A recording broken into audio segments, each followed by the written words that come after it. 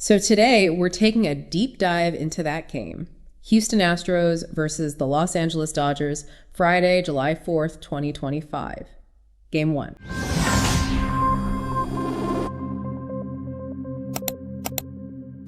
You know how sometimes a baseball game just, it becomes more than just sports, it feels like history? Absolutely. Well, that July 4th Astros-Dodgers game, that was totally one of those. And the final score, I mean, it was just jaw-dropping, 18-1. 18-1. Still hard to believe. No, you heard that right. It wasn't just a box score. It felt like a seismic event. People are still talking about it. For sure. Okay. Our mission really is to unpack the sources we've got, pull out the key stuff, and, understand how this huge rivalry just got, well, a really remarkable new chapter. And it's important to say, this deep dive, it isn't just about the runs, though. Wow, there were a lot of runs. Oh, yeah. This game was like a historical marker. Yeah. Simple as that. Right. It's not just the numbers.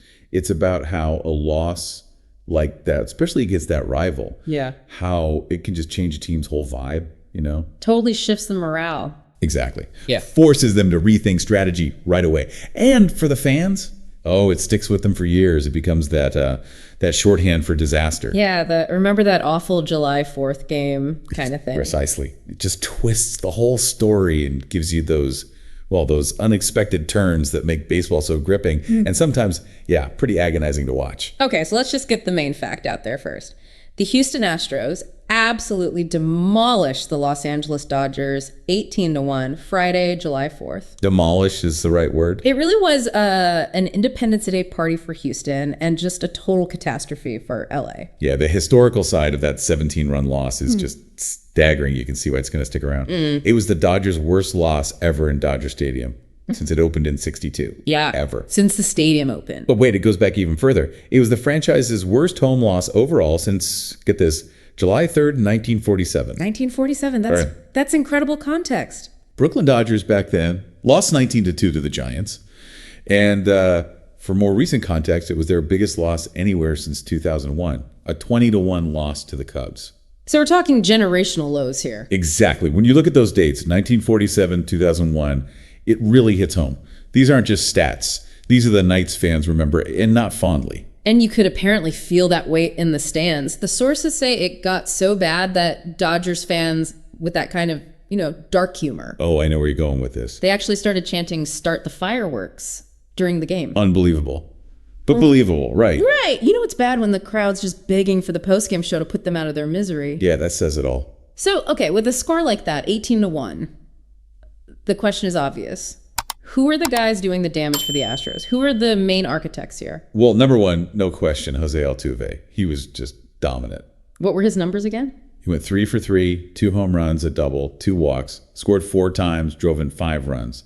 Just a monster night. And the craziest part, right, is he came into that game with 0 regular season homers at Dodger Stadium ever. Exactly. In his whole career. Yeah. Then bam, 2 in one night. Talk about picking your spot. And Altuve in Dodger Stadium, that name carries a lot of history, a lot of baggage. Oh, for sure. The fans were booing him nonstop, right? Those cheater chants were loud. Relentless. Yeah. Every single at-bat. It's clear that that resentment is still really raw for Dodgers fans. But it makes you wonder, right? It's been years since 2017. The teams have changed so much. How much of that anger is still about him specifically versus just, the whole Astros rivalry thing? That's a really good point. And the sources suggest it's definitely a mix. I mean, Altuve is one of only 2 guys left from that 2017 World Series team. Him and McCullers Jr. Right, only 2 left. So, yeah, the history is deep. Seeing him specifically, it just brings all that bitterness right back to the surface for the fans. It's visceral. Okay, but Altuve wasn't the only one. This is where it gets really nuts on the offensive side. Christian Walker. Walker. First baseman. Yeah. He also had a huge night. 4 for 5, homer, 3 singles, 4 RBIs. Another massive line. And the sources pointed out his Dodger Stadium magic, hitting a homer for the 6th straight game there. 6th straight game. That tied the MLB record for the longest streak by a visiting player against one team on the road ever. It's unbelievable. Christian Walker basically turns into Babe Ruth when he walks into Dodger Stadium. It seems like it. His career numbers there are just off the charts. Elite. That homer was his 20th career shot there. 20th? Yeah, ties Paul Goldschmidt for active visiting players. And nobody's hit more there since 2018. He just rakes in that park. So this wasn't just a one-off good game for him there. Not at all. He's been doing this for years, and he's been hot lately too. 10 for 19 in July, OPS over 1.200. Just continuing that dominance. Okay, so Altuve and Walker are crushing it, but the game really broke open in that sixth inning, right? The 10-run inning. Oh, that sixth inning. Yeah, that was the nail in the coffin. Just brutal for LA. A total collapse. How did it all unfold? 10 runs is just staggering. Well, the big blows were a grand slam by Victor Caratini. Grand slam. Ouch. And then Altuve hit his second homer of the night, a 3-run shot. His second one in that same inning? No, second of the night, but yeah, adding to the pain in that inning. And get this, that 10-run inning, it was the most runs the Dodgers had given up in a single inning since way back in April 1999. Wow, 1999. That's digging deep again. Yeah, they gave up 11 to St. Louis that time. That was the game Fernando Tatis hit 2 grand slams in one inning. So historic levels of bad. Good grief. And didn't the game kind of start badly too? Oh, yeah, right from the jump. Isaac Paredes hit his first career leadoff homer on the very first pitch of the game. First pitch against the rookie. Yep, against rookie Ben Kasparius. Talk about setting tone. Oof. Okay, so with that kind of offensive onslaught, you got to look at the pitching side for the Dodgers. What went so wrong there? It was just a painful night all around on the mound for them. Kasparius, the rookie starter, he really struggled. Yeah, first pitch homer wasn't a great sign. Not at all. He ended up giving up 6 runs, 9 hits in just 3 innings, gave up 3 homers total. 3 innings. Rough start. Yeah, and Dave Roberts, the manager, he didn't mince words. Said Kasparius just wasn't good. Said it looked like the Astros were on everything he threw up there. So probably not staying in the rotation. Sounds like it. The sources definitely hint he's likely headed back to the bullpen. Maybe, work things out away from the starting pressure. Okay, but it got worse after him, right? The reliever, Noah Davis. Oh, much worse. Davis got absolutely shelled. As one source put it, he was just left to wear it. How bad was it? He allowed 10 runs. 10. In just an inning and a third. An inning and a third, good Lord. Yeah. His ERA is now sitting at 19.5Z after that. Just a brutal, brutal outing for him. Shows you how quickly things can spiral. But then the weirdest twist, right? The infielder pitching. Miguel Rojas. He comes in and throws a scoreless 9th. He was the only Dodgers pitcher who didn't give up a run. Isn't that something, an infielder? You almost have to laugh, like you said. Right. It's like the ultimate baseball irony. And the fans definitely noticed. You saw those comments online, right? Our best pitcher tonight. Yeah. Or the one, Miggy with a quicker inning than the actual pitchers is making me laugh through my tears. Exactly. It just highlights how incredibly sideways things went for their actual pitching staff that night. And just to cap off the Dodgers' night offensively, 1 run. That was it. A solo homer from Will Smith. That's all they could muster against the Astros pitching. Just 1. And, that single run kind of points to a bigger issue for LA this season, too. Their pitching staff has been hit hard by injuries. Right. That's important context. Yeah, this wasn't just one isolated bad night out of nowhere. It kind of shows the vulnerability when injuries pile up. You're forced to rely on younger guys, maybe push people into spots they aren't ready for. And then you get a night like this. Exactly. An absolute rout that just tanks morale. And this rout happened against the Astros, which, adds a whole other layer of pain for Dodger fans. Oh, yeah. The hated Astros, as the sources put it. This loss was described as another tortured chapter in that whole saga. That 2017 bitterness is still so present. It really is. You see it pouring out in the fan comments online. Just raw emotion. Stuff like, fuck the Astros. I mean, it's intense. Even with most of that 17 team gone now. Doesn't matter to a lot of fans. It's the uniform. It's the history.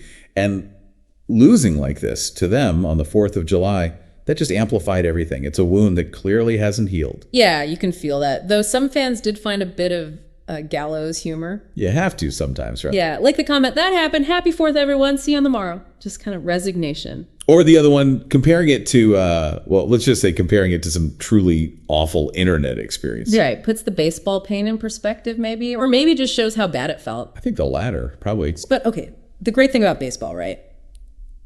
There's always the next day. Always another game. Always a chance to bounce back. So let's shift gears. Forget the July 4th nightmare for a second. What's the outlook for Saturday's rematch? Game 2. Okay, yeah. Saturday's game has a really interesting pitching matchup lined up. Let's go. For Houston, they've got their ace lefty, Framber Valdez. He's been lights out. 9-4 record, 2.72 ERA. Wow, solid numbers. And he's on fire lately.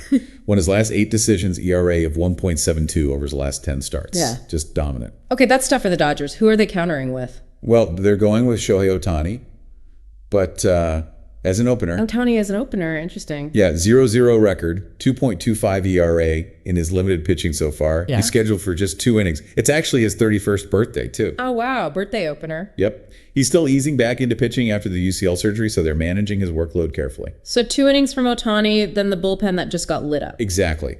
Puts immediate pressure back on that Dodgers bullpen. What do the betting lines say? Are people expecting another blowout? Surprisingly, no. The Dodgers are actually favored. -150 on the money line. Really? After losing 18-1. Yep. Total runs set at 8.5. And the public money is leaning towards the Dodgers bouncing back. Maybe some faith in that offense waking up. Okay, so strategy-wise, Valdez being dominant versus Ohtani only going 2 innings. It's fascinating, right? Huge challenge for the Dodgers hitters against Valdez. But then, can that Dodgers bullpen hold up after Ohtani leaves? Especially after Friday. Right. But then again, you can't count out the Dodgers offense. They are still the top offense in MLB overall, averaging like 5.6 runs per game. Lead the league in homers. So maybe they come out angry and put up some runs. That's the big question. Can they bounce back from that kind of embarrassment? Interestingly, one source actually predicted the under 8.5 runs. Under, after an 18-1 game. Yeah, suggesting maybe a pitcher's duel, believe it or not. Valdez shutting things down. Maybe Ohtani is sharp for his 2 innings and the bullpen settle in. It would be quite the turnaround. That would be something. Wow, what a deep dive this has been. It really shows how one single game can just pack in so much, doesn't it? Totally. Yeah. You've got the history, the rivalry, amazing individual nights, terrible team struggles, and then the fans just living and dying with every single pitch. It's all there. And if you connect it to that bigger picture, like we talked about, this game wasn't just some weird outlier on the schedule. It was such a powerful reminder, wasn't it? Of what? Of how those past stories, like the whole 2017 Astros scandal, they just don't go away. They keep shaping these rivalries now. They inject this extra emotional charge into every single game between these two teams. It's never just a game for them. That's a great point. It really isn't. Oh, So thinking about all this, what stands out to you, the listener, about how just one night, one game can so drastically change the feeling around a season? yeah, that momentum shift. Especially when it's 2 top teams with all this baggage, all this history between them. Think about how fast things can flip in baseball. How yesterday's beatdown could fuel tomorrow's desperate comeback. It's wild.